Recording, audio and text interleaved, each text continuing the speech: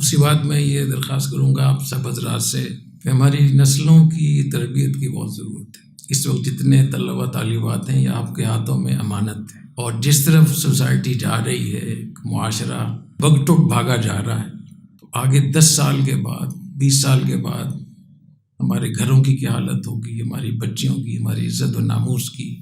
بوڑھے ماں باپ کو کون پوچھے گا، وہ بیمار ہوں گے کس طریقے سے.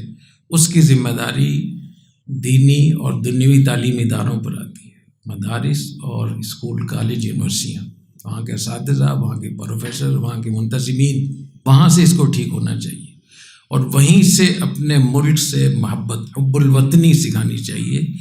لوگ کہتے ہیں وطن پرستی تو جائز نہیں ہے اسلام میں، وطن پرستی تو جائز نہیں ہے، لیکن دارالاسلام کی حفاظت تو واجب ہے نا. یہ ملک ہمارا وطن بھی ہے، دارالاسلام بھی ہے.